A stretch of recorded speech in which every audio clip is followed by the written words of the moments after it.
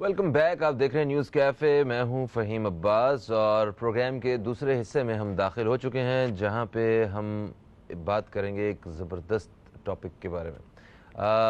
मेरा जो ये टॉपिक है, इसका ताल्लुक़ तकरीबन हर ही इंसान के साथ है, क्योंकि ये टॉपिक है म्यूज़िक। और म्यूज़िक से कोई ना कोई कहीं ना कहीं जुड़ा हुआ है और उसका एक ताल्लुक़ रहा है म्यूज़िक से और ताल्लुक़ है। तो आज हम म्यूज़िक के बारे में बात करेंगे, मगर म्यूज़िक की ये जिस फॉर्म की हम आज बात करेंगे, ये कुछ थोड़ी सी नई है, मगर है वही जो हमारे अंदर है। म्यूज़िक वही म्यूज़िक है। ये आज गज़ल के बारे में, म्यूज़िक के बारे में, म्यूज़िक इंडस्ट्री के बारे में बात होगी और बात होगी नए दौर के बारे में। जो नए दौर हैं, नई पसंद है, गज़ल तो वही है, उर्दू अदब भी वही है।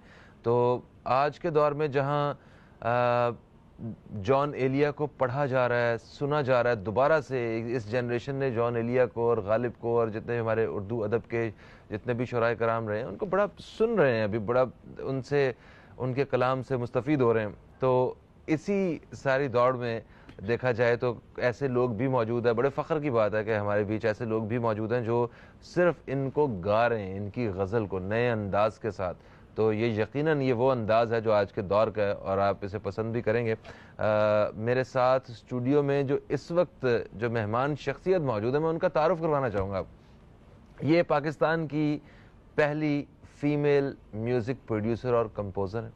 ये बहुत अच्छी सिंगर भी हैं और ये जॉन एलिया को उनका जितना कलाम है, जो उनकी गज़लें हैं, उनको ये गाती हैं। ये बहुत कम लोग हैं, मैंने इनके अलावा शायद मैंने नहीं सुना अभी तक किसी को कि जो उनको जॉन एलिया को गाता भी हो।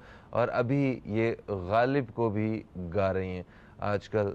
फिर उसके अलावा इन्होंने कुछ फ़िल्मों के जो पाकिस्तानी मूवीज़ हैं, कुछ आने वाली मूवीज़ हैं, उनके इन्होंने म्यूज़िक भी दिया है। उनके पूरे गानों की सारी म्यूज़िक की तरतीब इन्होंने दी है। तो काफ़ी टैलेंटेड हैं। अपने काम और तजुर्बे के हिसाब से लगता है कि ये बहुत कोई उम्र रसीदा एक मेहमान होंगी, मगर ऐसा बिल्कुल नहीं है। एक नौजवान म्यूजिशियन हमारे साथ सिंगर मौजूद हैं, शुमाइला हुसैन। आपको खुश आमदीद कहते हैं। अस्सलाम वालेकुम। कैसी हैं आप? मज़े में हूँ अभी तक। तो कैसा लगता है आपको पाकिस्तान की पहली फीमेल म्यूजिक प्रोड्यूसर और कंपोजर होना? अब पहली का मुझे श्योरिटी नहीं है, क्योंकि अब जेब भी आखिरी की भी नहीं है। तो बात को यहीं रुका देते हैं। पाकिस्तान की फीमेल प्रोड्यूसर कंपोजर होना कैसा लगता है? अच्छा लगता है। हाँ, मज़ा आ रहा है। अभी तक तो मज़ा आ रहा है, आगे का भी मुझे कुछ पता आगे का कुछ पता नहीं है। मज़ा आ रहा है यानी कि? हाँ, मज़ा आ रहा है। यही करना चाहती थी, अपना म्यूज़िक जैसे आप क्रिएट करना चाहते हैं, बनाना चाहते हैं, गाने कंपोज करना चाहते हैं, तो वो अब तो कंपोजर्स नहीं है उस तरह से। तो फिर आपको म्यूजिशियनशिप भी नहीं थी इस तरह से पाकिस्तान में पहले। अब मैंने देखा है कि हो रही है। कितने साल लगे हैं आपको आज अपने आप को कंपोजर और प्रोड्यूसर साबित करने में? 10 साल। 10 साल। 10 साल। एक तहकीक के मुताबिक कि आपको किसी भी शोबे में कम से कम 10,000 घंटे देने चाहिए और उसके बाद आप ये कह सकते हैं कि यस, आई एम परफेक्ट। मेरा ख्याल 10 साल में 10,000 घंटे से ज़्यादा दे चुकी हैं आप। हाँ, लेकिन परफेक्ट नहीं कह सकती। हाँ, घंटे तो दे दिए होंगे। अब इस तरह से भी मुझे अंदाजा नहीं है कि कितने घंटे में दे चुकी होंगी। वो उस वक्त अपने मूड में काम कर रहे होते हैं, गलतियां भी कर रहे होते हैं, चीज़ें भी, लेकिन वो एक चक्कर होता है, वो आपने गुजारना होता है और फिर भी आप उस चक्कर में ही होते हैं, काम कर रहे होते हैं। सही। तो पाकिस्तान में इस वक्त जो फिल्मों का एक नया दौर शुरू हुआ है, उसमें आपने 3 फिल्मों के लिए म्यूज़िक जो है वो दिया है, डिज़ाइन किया है। तो पाकिस्तान में काम कर रही हैं। अभी आप 12वीं आलमी उर्दू कॉन्फ्रेंस में आपका कॉन्सर्ट था, जिसमें आपने जॉन एलिया को गाया है और बाकी इस तरह सा। बट सारा काम पाकिस्तान में करने के साथ साथ आपकी रहाइश जो है वो दुबई में रहती है। आप दुबई में और आती हैं, साल में कुछ महीने आके काम करके फिर वापस चली जाती हैं। तो यहाँ से क्या आपको, पाकिस्तान से क्या है, यहाँ क्यों नहीं रहती हैं आप? नहीं, पाकिस्तान से बिल्कुल कोई प्रॉब्लम नहीं है। मैं रहती ही पाकिस्तान में हूँ। अच्छा। दुबई में तो मेरा घर है। दुबई में घर है? हाँ, दुबई में मेरा हस्बैंड है, मैं हूँ, हमारा स्टूडियो है वहाँ पर। तो वहाँ पर मैं काम करती हूँ और वहाँ से मुझे आप लोग बुला लेते हैं, मैं आ जाती हूँ। क्या सुरीली सी बात की आपने। फिल्मों का म्यूजिक देती हूँ और जॉन एलिया, क्योंकि जॉन एलिया को कंपोज कर रही थी पिछले 5-6 साल से, तो वो उर्दू आलमी कॉन्फ्रेंस वाले कहते हैं कि जी आप जॉन एलिया को आके गा दें, वो मैं आके गा देती हूँ। अच्छा, वैसे जॉन एलिया, तो क्या बुरी बात है ऐसे? नहीं, बहुत अच्छी बात है, ये तो कमाल की बात है, आपको अंदाजा नहीं है इस बात का। आप मुझे ये बताइए कि जॉन एलिया को गाना ये लाइक एक नया काम था, तो इसमें मतलब किस चीज़ ने मतलब अट्रैक्ट किया आपको कि आपने सोचा कि मुझे जॉन एलिया को गाना चाहिए? मुझे सबसे पहले तो पोइट्री ने अट्रैक्ट किया मुझे। अच्छा। और पोइट्री में जो बेसाख्तगी थी, जो अभी हमारे लोगों में ख़त्म हो रही है, क्या बेसाख्ता होते हैं, आपका जो दिल चाहता है आप बात करते हैं, मतलब आर्टिस्ट तो होता ही बेसाख्ता है कि मुझे ये पसंद आ रहा है, ये काम करूंगा वरना नहीं करूंगा। तो वो जब मुझे नज़र आई तो मुझे मज़ा आया और मुझे लगा कि वो बहुत आगे की शायरी थी, शायद उस वक्त लोग उस तरह उनको नहीं समझ सके या जो भी। लेकिन मैंने जब पढ़ा तो मुझे मेरी बहुत सारी जो खिड़कियाँ बंद थी वो खुली, जब मैं उनकी शायरी के अंदर, बहुत लेयर्ड है उनकी शायरी। जब मैंने पढ़नी शुरू की तो मुझे मज़ा आया बहुत। जब मुझे मज़ा आया तो मुझे लगा कि यार इसको कंपोज करना थोड़ा सा मुश्किल है, तो मैंने हर छोटी बहर ही चुनी उनकी गज़लें जो मैंने की हैं, 8-10 जो भी हैं, तो वो बस फिर कंपोज की। गज़ल और गिटार, इनका आपस में कोई जोड़ इतना पुराना नहीं है। नहीं, इससे पहले भी मॉडर्न गज़ल बहुत, मतलब जो जगजीत गा रहे थे, जगजीत सिंह, वो मॉडर्न गज़ल ही थी एक तरह से। फिर अभी रेखा भारद्वाज गा रही हैं, मॉडर्न गज़ल कर रही हैं। अरिजीत गा रहा है, मॉडर्न कर रहा है। पाकिस्तान में बहुत, जो असल में तो पाकिस्तान में गज़ल का ज़्यादा अंग बहुत अच्छा है, लेकिन यहीं वो चीज़ कम हो गई। जो पुरानी है वो तो लोग गा ही रहे हैं उसको। सही है, क्योंकि तो थोड़ी मॉडर्न होनी चाहिए, मुझे ऐसा लगता है। होनी तो चाहिए। हमारे जहनों में जो एक कॉन्सेप्ट है गज़ल के हवाले से, वो है कि ये जनाब मेहदी हसन साहब, ठीक है, हाँ, वो मतलब इस तरह का एक हमारे जहन में इमेज है, तो उसको भुलाना भी बड़ा मुश्किल है। नहीं, उनको भुलाया जा ही नहीं सकता। मतलब वो सोचे ना, 33 साल की उम्र में पहला गाना गाते हैं वो, उससे पहले भी गा सकते थे, लेकिन उन्होंने अपने आप को पक्का किया और फिर वो गज़ल को लेकर आए। और गज़ल में जितना मेहदी हसन खान साहब ने एजुकेट किया है लोगों को, सुनने वालों को, उतना मेरे ख्याल से किसी ने नहीं किया। मतलब वो बताते थे बाकायदा कि किस तरह गज़ल गाई जाती है, ये जगह जो मैं कह रहा हूँ, ये मैं क्यों कह रहा हूँ, ये शायरी में ये लाइन क्यों आ रही है, ये किस वजह से है। तो लोग एजुकेट होते थे और वो सुनते थे। अब के लोग उस तरह से इंटरेस्टेड नहीं हैं। लेकिन ये है कि मैंने उर्दू आलमी कॉन्फ्रेंस में अपने 7 से 8 गज़लें गाईं, और जो कि बहुत धीमी थी। 1-2 चीज़ें थी जॉन एलिया की जो नहीं थी, लेकिन मुझे मज़ा आया कि 2020 शुरू होने वाला है और लोग उसे सुन रहे थे। यानी कि लोग अभी भी सुनना चाहते हैं, ऐसा नहीं है। ये हमारा परसेप्शन बना हुआ है कि नहीं यार लोग सुनेंगे नहीं, गाना छोटा होना चाहिए, जल्दी होना चाहिए, चीज़ें जल्दी हो जाएं किसी तरह। ऐसा नहीं है। मुझे लगता है अननेचुरल है इंसान, ऐसा नहीं, इंसान को ऐसा किया जा रहा है कि यार ये करो तुम, चैनल को ये चाहिए, चैनल को ये दें आप। मुझे लगता है आर्टिस्ट को चैनल का मोहताज होना ही नहीं चाहिए। वो तो आर्टिस्ट है, वो तो दुनिया में कहीं पे भी रहेगा, काम करेगा। आर्टिस्ट ने रोटी भी तो कमानी। हाँ, तो रोटी तो पहले भी कमा रहा था आर्टिस्ट, कब नहीं कमा रहा था? कैसे? चैनल से पहले नहीं, अब तो लाइफस्टाइल्स बन गए ना, अब लाइफस्टाइल के लिए काम हो रहा है। देखिए, म्यूजिक एक ऐसी सलाहियत है जिसको आप खरीद नहीं सकते, आप हासिल नहीं कर सकते, ठीक है। ये तो एक आपको कुदरत की तरफ से आप ब्लेस्ड हैं कि आप अच्छा गा लेते हैं, या आपके अंदर एक सेंस है, आपको एक इंस्ट्रूमेंट भी है, ठीक है, आप प्रैक्टिस से अपने आप को परफेक्ट जरूर कर सकते हैं, क्राफ्ट पे काम तो करना पड़ता है। मगर ये आप ऐसा नहीं है कि आप खुद आपने चाहा और आप कुछ भी कर लिया आपने, ऐसा नहीं है। तो ऐसे एक टैलेंट आपके पास मौजूद है और आपके पास रिस्क के मौके नहीं है। आप इतने आला पाए के सिंगर हैं, ठीक है, और आप रिक्शा चला रहे हैं। मतलब रिक्शा चलाने में बुराई नहीं है कोई, मैं बात कर रहा हूं कि वो जो आपके पास टैलेंट है उसको वो कहाँ इस्तेमाल हो रहा है, समझ रही है ना आप? मैं तो यहाँ पे हमारी आपकी बात समझ रही हूँ। वो जो एक ग्राउंड है जो हमारे सिंगर्स को, यहाँ जो हमारे म्यूजिक से ताल्लुक रखने वाले लोगों को मिलना चाहिए, तो उसके बारे में क्या कहती हैं आप? देखिए, जो रिकॉर्ड लेबल्स जो थे, वो हमारे जो बड़े सिंगर्स थे, ये एक जिम्मेदारी होती है ना आर्टिस्ट की, वो कोई भी काम कर रहा है उसकी जिम्मेदारी बनती है कुछ, तो वो हमारी जनरेशन के लिए उन्हें करना चाहिए था कि जब आप अपना गाना उन्हें दे रहे हैं तो आप राइट्स के बारे में किसी को कोई इतनी ज़्यादा मालूमात नहीं, और होनी चाहिए। मुझे लगता है हर सिंगर को अपने ओन पे वो मालूमात होनी चाहिए कि आप जब सारे राइट्स एक कंपनी को दे देंगे तो कंपनी तो जब चाहेगा उसे गाने को चलाएगा, जब चाहेगा नहीं चलाएगा। अब मेरा गाना है, मैं आपके शो पे क्यों नहीं गा सकती?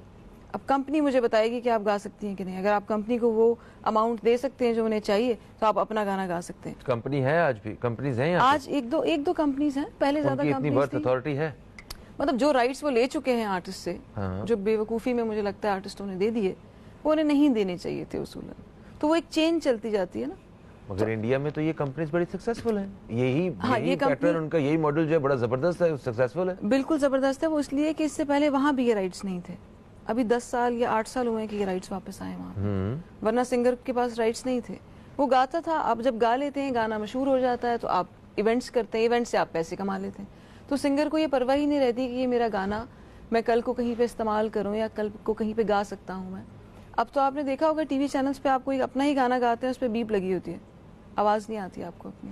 मगर इसके पीछे ऐसा भी तो हो सकता है ना कि आप देखें कि एक गाना वो है जो सिंगर ने खुद गाया है, उसने एक गाना गाया, उसने एल्बम रिलीज किया अपना या म्यूजिक वीडियो बना के, जिसके वो टोटल जो राइट्स हैं उसके पास हैं अपने। एक गाना उससे किसी ने गवाया, एक साहब ने कहा जी मुझे आप गाना गा दें, मेरा एक प्रोजेक्ट है, मेरा ड्रामा है, फिल्म है या जो भी है, मैंने डब्बे में रखना है, दराज में रखना है, आप गा दें।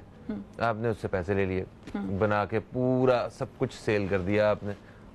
उसके बाद किस चीज के राइट्स? मैं बताती हूँ आपको। राइट्स होते हैं मेलोडी के, जो धुन हम बनाते हैं, ठीक है, उसके राइट्स होते हैं, और लिरिसिस्ट के राइट्स होते हैं। ये ऑल ओवर द वर्ल्ड होते हैं, ठीक है। ये सिर्फ पाकिस्तान में ये हैं, लेकिन लोगों को शायद उसका इल्म अभी नहीं है, जो मैं महसूस करती हूँ। तो ये राइट्स होते हैं, और ये राइट कोई भी ताकत आर्टिस्ट से नहीं ले सकती।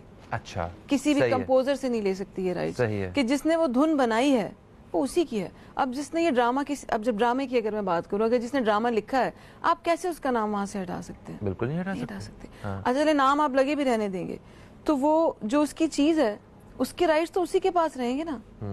उसने वो आपको दिया है खास मुद्दत के लिए, कि ये मुद्दत है जी 5 साल, 10 साल, 8 साल, जो परपेचुअल राइट्स होते हैं। आप इसको चलाएं दुनिया भर में, जहां भी चलाएं, पैसे कमाएं इससे।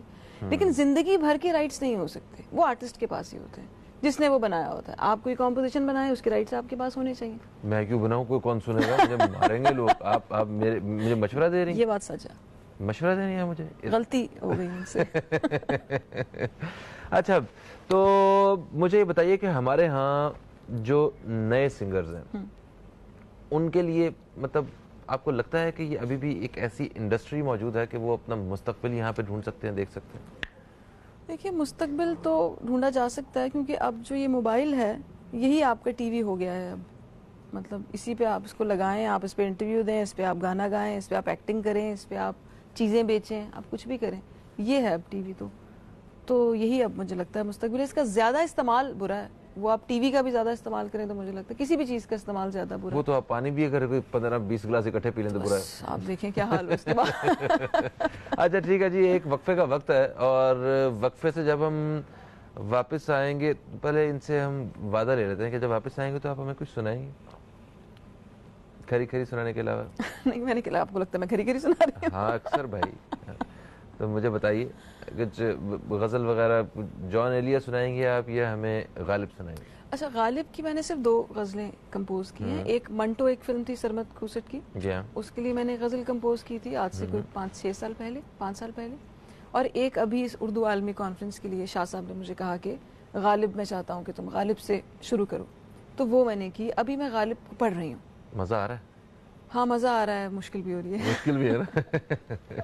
ठीक हो गया, हैरानी भी हो रही है, हैरान भी हो रही है कि ये इतना अरसा ये कि क्यों इतना नहीं पढ़ा बड़ा मैंने? शायर जो अच्छा। आज भी है और आगे भी पता नहीं कितने सदियां वो रहेंगे। जब तक उर्दू का नाम है तब हाँ, तक तो जुड़े हुए हैं तब ये तक लोग गालिब सारे, का नाम है। बेशक। ऐसे ही। लो जी, एक वक्फे का वक्त है, और वक्फे से जब हम वापस आ रहे हैं तो फिर हम शुमाइला से कुछ मौसीकी का तड़का लगवाएंगे अपने प्रोग्राम में। तो कहीं मत जाइए, अब तक देखते रहिए न्यूज़ कैफे, देखते रहिए। अभी आपसे दोबारा मुलाकात होती है।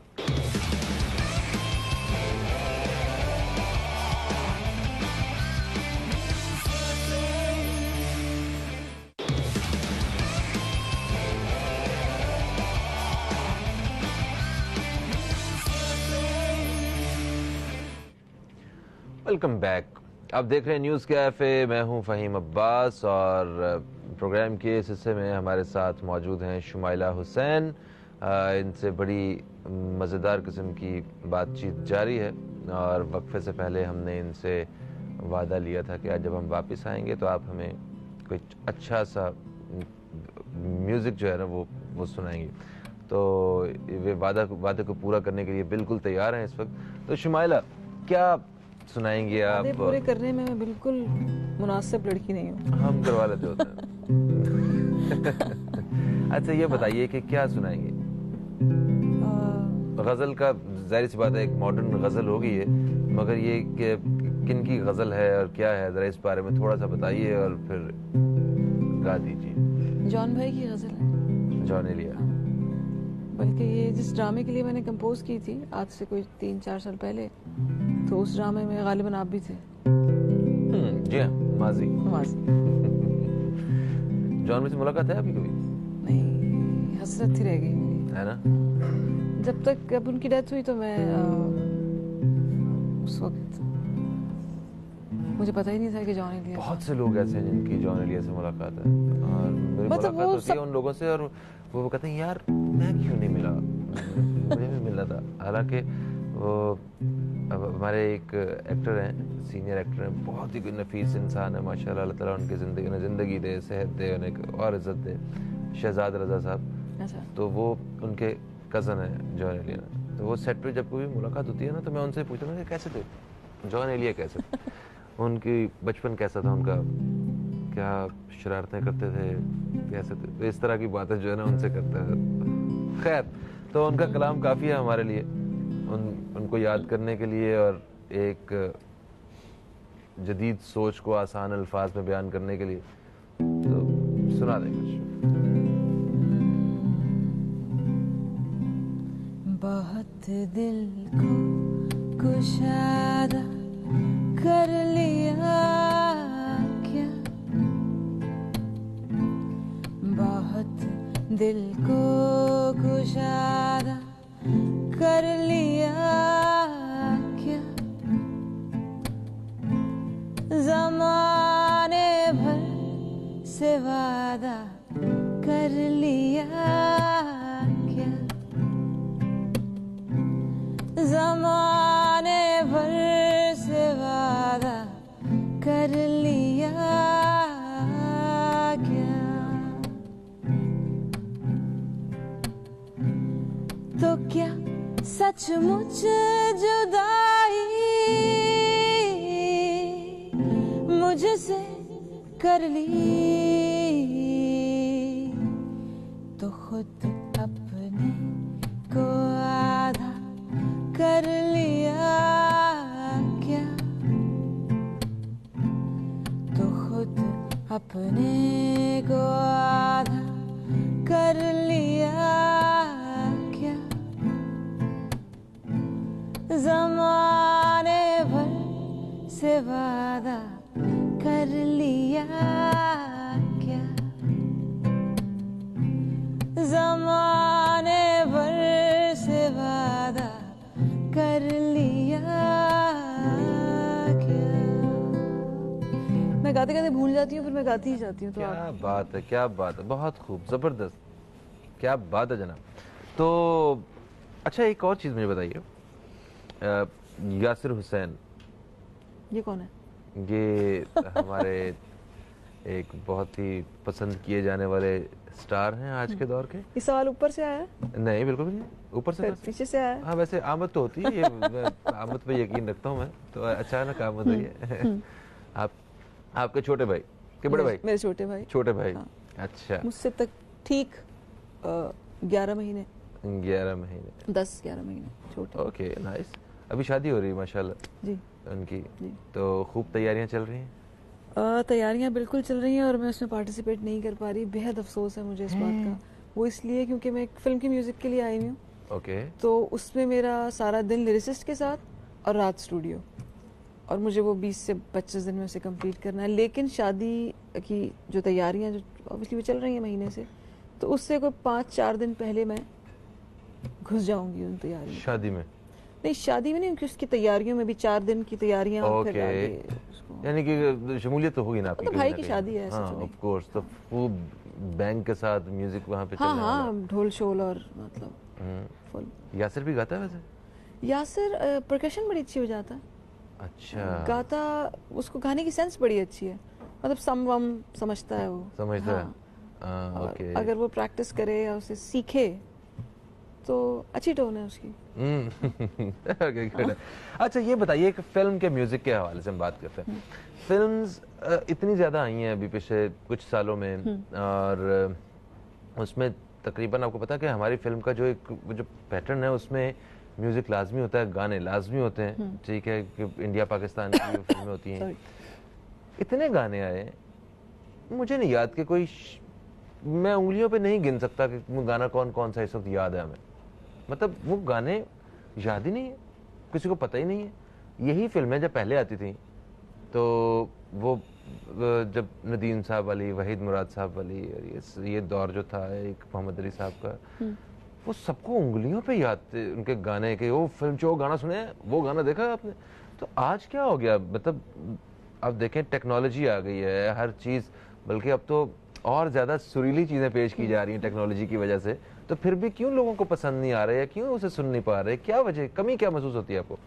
असल में पहले जब फिल्म का गाना बनता था तो उसमें एक बारीकी डिटेलिंग जिससे कहते हैं वो होती थी, यानी कि साल भर फिल्म की म्यूजिक पे काम हो रहा है, या कम से कम भी हो रहा है तो 8 माह काम हो रहा है, डायरेक्टर साथ बैठा है, वो कह रहा है ये गाना चाहिए, ढोलक तबले बज रहे हैं, बाजे पे कॉम्पोजिशंस बज रही हैं, निसार बज़मी साहब गाने बना रहे हैं, आखिर तक वो बनाते रहे फिल्म के गाने। तो सिचुएशंस होती थी, सिचुएशंस पे गाने बनते थे। अब सिचुएशंस पे गाने नहीं बनते, ये मुझे महसूस होता है कि Situation मतलब पे। हाँ बता दिया जाता है कि भाई ये गाना है तो हमें किस तरह का डांस नंबर चाहिए, तो वो बस कोई भी डांस नंबर है।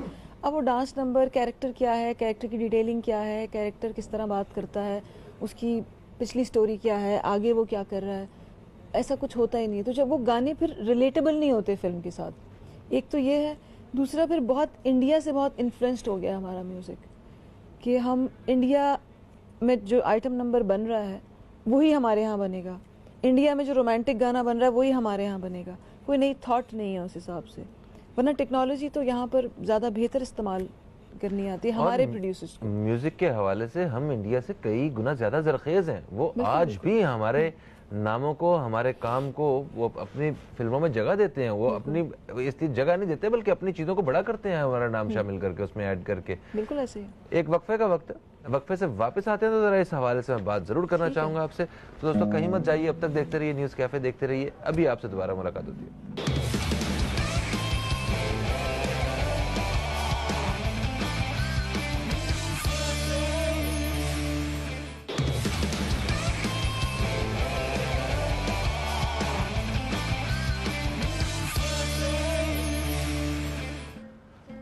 Welcome back. आप देख रहे हैं न्यूज़ कैफे, मैं हूं फ़हीम अब्बास, शुमाइला हुसैन हमारे साथ हैं और म्यूज़िक की दुनिया की बातें हो रही हैं। और मुझे अब ऐसा जब पता चल रहा है कि ये आखिरी हिस्सा है प्रोग्राम का, तो ये भी मुझे महसूस हो रहा है कि ये ज़्यादती हो गई। अब खत्म हो गया? हाँ ना, पता पता कहाँ चलता है। वाकई पता नहीं चला। हम फिल्म की बात कर रहे थे, म्यूज़िक की बात कर रहे थे कि आपने कहा कि पहले किसी भी म्यूज़िक डायरेक्टर को अच्छा खासा वक्त मिला करता था और वो ब्रीफिंग भी। हाँ ब्रीफिंग भी। मगर देखें, एक पिछले दिनों एक फिल्म आई थी गुलाम मोहिउद्दीन, जो हमारे फिल्म के एक्टर, उन्होंने अपने बेटे को लॉन्च किया। अच्छा, मैं नहीं देख मैं सकी। अच्छा, वह फिल्म को इतनी काबिल जिक्र नहीं थी, मगर वो बात जो है वो उनका, एक मैं रेडियो पे ऐसी गाड़ी में जा रहा था, मैंने सुना, वो कह रहे थे कि हमने बड़ी कोशिश की कि हम पाकिस्तान से म्यूज़िक लें, उन्होंने इंडिया से म्यूज़िक मंगवाया उसका। अच्छा, तो वो कह रहे थे कि हमने बड़ी कोशिश की हम पाकिस्तान से म्यूज़िक लें, हमने एक बड़े नाम है, मैं उनका नाम नहीं कोट करना चाह रहा, इनको कहा, इन्होंने कहा जी पहले मैं सुनूंगा, देखूंगा, मेरा दिल किया तो मैं समझ आया तो फिर मैं आपको बताऊंगा इस बारे में। वक्त ले रहे थे, हमने पैसे देने हैं, काम करवाना है, वो हमें इतना वक्त हमारे पास नहीं है। हमने इंडिया में कॉल की, उन्होंने सेम डे हमें जो है वोकल्स रिकॉर्ड करके भेज भी दिए और कुछ घंटों में हमारा जो है वो वोकल्स मिल गए वहाँ से। तो यहाँ पे एक तो देर सवेर, ऊपर से नखरे, पैसे, इतना सारा कुछ, इतने मसाइल हैं कि हमें बाहर से म्यूजिक मंगवाना सस्ता पड़ता है। ये बात मैं इसलिए कर रहा हूँ कि अभी भी जितनी नई फिल्म्स बन रही हैं हमारी, जब इन प्रोड्यूसर्स वगैरह से कोई मुलाकात होती है तो वो जो शुरू करते हैं ना काम, तो कहते हैं ये तो हमने सुनिधि चौहान से गाना गवाना है, ये अरिजीत ने गाना गाना है, ठीक है। तो यहाँ से बात शुरू होती है, आते आते आते आते आते आते कोई एक नया सिंगर कोई गाना गा। मुझे 3 सवाल आपके ये मिक्स हो गए हैं। आने दे कि जैसे सिंगर्स, आप सुनिधि चौहान की बात करें, ये लोग अच्छे सिंगर्स हैं, ये लोग हैं प्लेबैक सिंगर्स। हमारे यहाँ प्लेबैक सिंगिंग का रिवाज बहुत सालों से अब नहीं है, क्योंकि पॉप इंडस्ट्री जब बढ़ी तो उन्होंने अपने गाने बनाए, तो अपने कंफर्ट जोन में आ गए, अपने अपने गाने बना रहे हैं। तो जब उनको बुलाया जाता है प्लेबैक के लिए, तो प्लेबैक के लिए कंपोजर होता है जो गाना कंपोज करता है। वो कहता है जी ये फिल्म की सिचुएशन है, ये जगह आपने ऐसे कहनी है। अब वो पॉप सिंगर कह रहा है मैं नहीं करूँगा। जैसे रहीम शाह है, उन्होंने आज तक फिल्म का गाना नहीं किया, किसी का गाया हुआ कर ही नहीं पाते। वो कहते हैं मैं अपना गाना करूंगा जो मैं करता हूँ। सजाद भाई हो गए, अपने गाने करते हैं, अपने गाने बनाते हैं। तो प्लेबैक सिंगिंग उस तरह से नहीं है। तो इंडिया में सिंगर्स नहीं है। हमारे पास सिंगर्स बहुत हैं। प्लेबैक के लिए आपको अपने खोल में से निकलना पड़ता है, आपको एक नया एक्सप्रेशन देना पड़ता है, आपको कंपोजर की बात सुननी पड़ती है कि कंपोजर क्या कह रहा है। अब ऐसे मैडम जब गाना गाती थी तो उनको कंपोजर बताता था कि ये जगह ऐसे कहनी है आपने, वो कहती थी। 7-7 दिन 8-8 दिन उस गाने की रिहर्सल होती थी, वो गाना पकता था, वो गाना आपके अंदर आता था, फिर आप उसे बाहर निकालते थे। अब आप जिस फिल्म की बात कर रहे हैं, आप जिस गाने की बात कर रहे हैं, क्या वो गाना आपको याद है? नहीं, मुझे फिल्म नहीं याद। चाहे वो इंडिया से बनवाए या अफगानिस्तान से बनवाए, वो उस फिल्म का मुझे पूरा नाम भी नहीं याद, इतना लोगों एक सफे का नाम था उसका। हाँ चाहता हूं मैं। तो वो गाना तो नहीं, क्योंकि ये आप गाने को ले रहे हैं काम, गाना काम नहीं है, ये क्रिएटिव काम है। क्रिएटिव काम में वक्त लगेगा, कोई भी क्रिएटिव काम होगा उसमें वक्त लगेगा। मगर इतने में वक्त से आजाद तो कुछ भी नहीं हो सकता ना। अगर कोई चीज चाहिए, किसी क्रिएटिव बंदे से रब्ता कर लिया, मैंने कहा शुमाइला जी मैं आपसे ये फिल्म है मेरी और मुझे आपने गाना गा के देने का, ठीक है मुझे वक्त चाहिए, कितना, अब ये तो मैं नहीं बता सकती, हो सकता है 1 साल लग जाए, 6 महीने लग जाए, वो मैं 6 महीने बाद फिल्म रिलीज कर रही है। नहीं ऐसा नहीं है, वो डायरेक्टर को वहाँ बैठना पड़ता है, सब कुछ करना पड़ता है। वो एक अलग लोग हैं जो बिल्कुल ही सो जाते हैं या वो कहते हैं कि जी हम तो आर्टिस्ट हैं, हम तो पता नहीं बस अब देखेंगे जब कभी होगा। ऐसा नहीं है, आप बैठते हैं, चीजें समझते हैं, तो क्राफ्ट पे भी पकड़ होनी जरूरी है। नए सिंगर्स के बारे में क्या कहती हैं?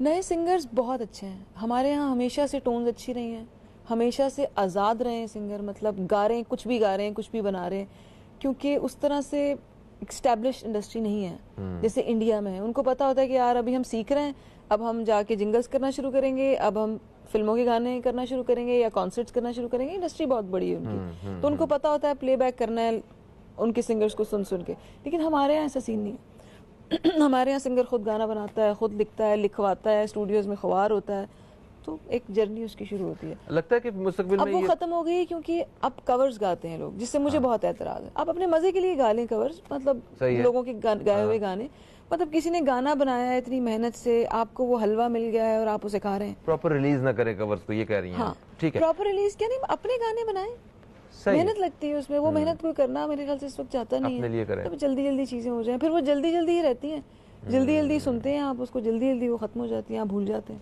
शॉर्टली मुझे नए सिंगर्स के बारे में बताइए कि क्या उनके लिए वो जो ग्राउंड आप बता रही हैं वो मुस्तकबिल में आपको बेहतर नजर आता है? अभी तो मुझे नहीं नजर आता, क्योंकि मैंने अभी मेरी तीसरी फिल्म है और मैं ऑडिशंस करती हूँ, मैं नए नए सिंगर्स को बुलाती हूँ। वो माइक का एक्सपीरियंस नहीं है उनका, तो ऑब्वियसली माइक पे वो फिल्म का गाना है, दिक्कत होती है फिर आपको। बिल्कुल सही हो गया। प्रोग्राम का वक्त अपने अख्ताम की तरफ आ गया जी, पता ही नहीं चला, और सिर्फ हमारे पास थोड़ा सा वक्त है और उसमें गालिब साहब याद आ रहे हैं मुझे। तो आप दोस्तों से इजाज़त चाहते हैं। यकीनन आपको प्रोग्राम पसंद आया होगा। आप फेसबुक पे पेज पे हमारे फेसबुक पेज पे ज़रूर फीडबैक दीजिएगा। इंशाल्लाह आपसे कल फिर मुलाकात होगी। कल तक के लिए खुदा हाफिज़। इस गाने के साथ इजाज़त चाहेंगे। पाकिस्तान जिंदाबाद।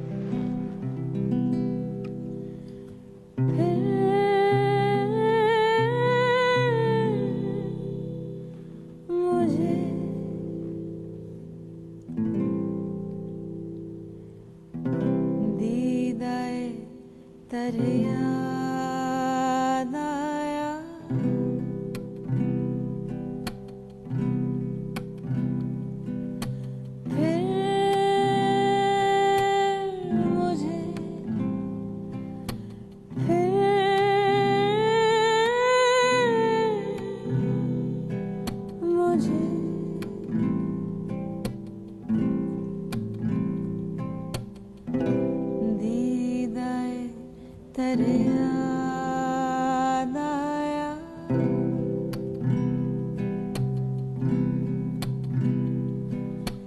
दिल जिगर दिल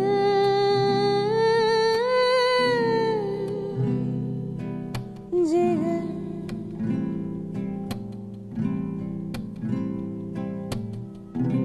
तृष्णाएं फरियाद